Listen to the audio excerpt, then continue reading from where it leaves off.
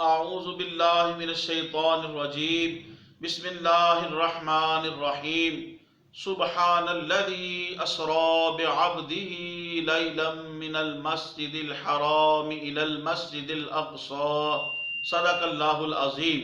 الصلاة والسلام علیک یا سیدی یا رسول اللہ وعلی آلک و اصحابک یا سیدی یا حبیب اللہ۔ انتہائی واجب الاحترام محترم خواتین و حضرات،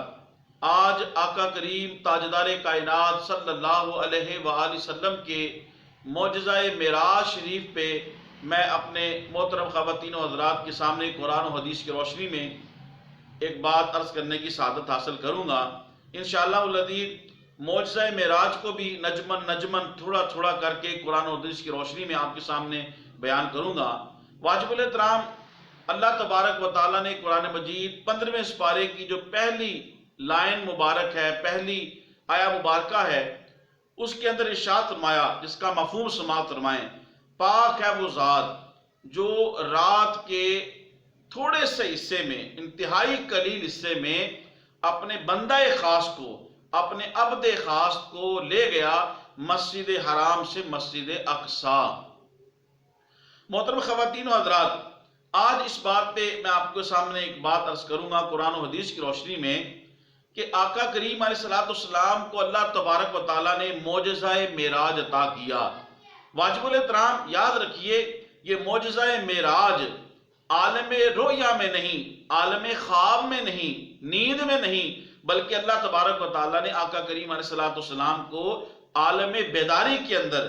جاگتے ہوئے اللہ تبارک و تعالیٰ نے حضور کو یہ شان عطا فرمائی اور معجزہ معراج عالم بیداری کے اندر ہوا۔ محترم خواتین و حضرات، اس کی سب سے بڑی دلیل یہ ہے کہ اگر معجزہ معراج عالم رؤیا میں ہوتا، عالم خواب کے اندر ہوتا، تو اتنے تسک و احتشام کے ساتھ اور اتنے اہتمام کے ساتھ اللہ تبارک و تعالیٰ نے قرآن مجید کے اندر مختلف مقامات پہ مختلف الفاظ کے ساتھ حضور علیہ السلام کے معجزہ معراج کو ارشاد فرمایا اور ذکر کیا۔ اگر عالم رؤیا میں ہوتا تو خواب کے اندر تو کوئی اس چیز کا انکار نہیں کر سکتا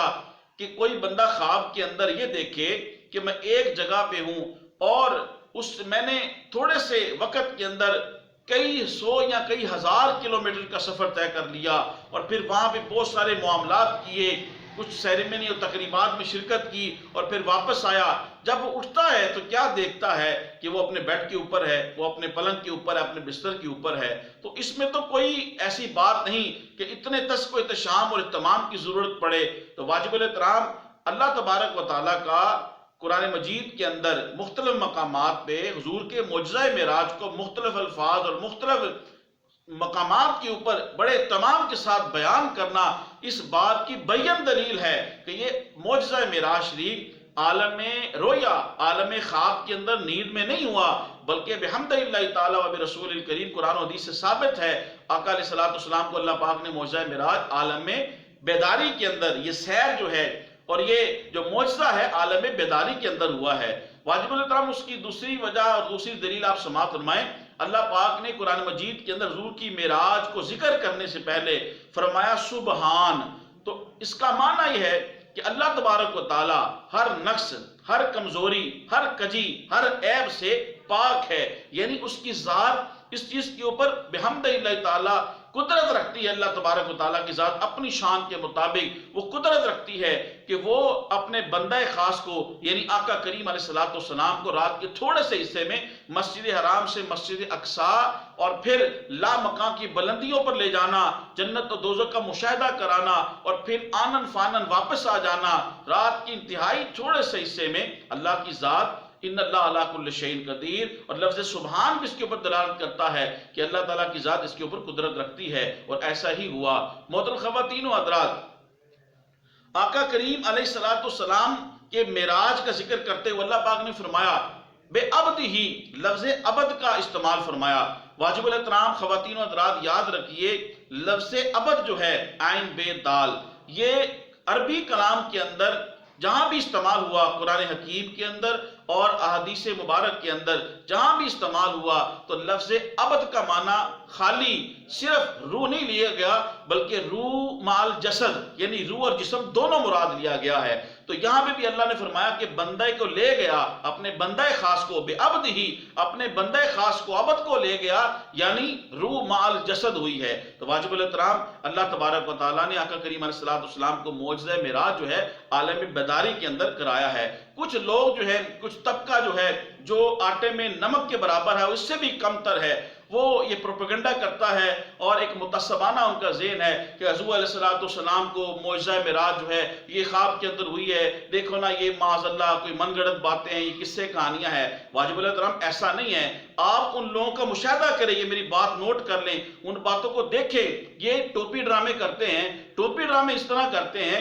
کہ یہ ملنگوں کو دکھائیں گے، چرسیوں کو دکھائیں گے، بنگیوں کو دکھائیں گے، اور کوئی بندہ نہ سمجھ ہے وہ کسی مزار کے اوپر اگر جھکا ہوا ہے تو وہ دکھا دیں گے اور لوگوں کو کہیں گے یہ دیکھو جی شرک اور بدعت ہو رہا ہے۔ ان کو یہ نظر نہیں آتا کہ اہل سنت و جماعت سواد اعظم کی ایک کثیر تعداد جو ہے پوری دنیا کے اندر، بالخصوص پاکستان جو سنی اسٹیٹ ہے بحمدہ اللہ تعالیٰ و برسول الکریم، اس کے اندر دیکھیں مسجدوں کے اندر اللہ کی بارگاہ میں سر بسجود ہے، تو یہ لوگوں کو وہ چیزیں دکھاتے ہیں، یہ دیکھو شرک ہو رہا ہے۔ تو برائے مہربانی ان لوگوں سے گزارش ہے کہ شرک کی فیکٹری کو بند کریں، مسلمانوں کو مسلمان رہنے دے بحمدہ اللہ تعالیٰ و برسول الکریم، مسلمانوں کو مسلمان رہنے دے۔ تو حضور علیہ السلام کی شان یہ ہے، اللہ پاک نے آپ کو معجزہ معراج عالم بیداری کے اندر کروایا ہے، عالم رؤیا اور عالم خواب کے اندر نہیں ہوا۔ واجب الاحترام انشاءاللہ العزیز معراج شریف پہ کچھ اور باتیں قرآن و حدیث کی روشنی میں تھوڑی تھوڑی میں آپ کے سامنے بیان کرتا رہوں گا۔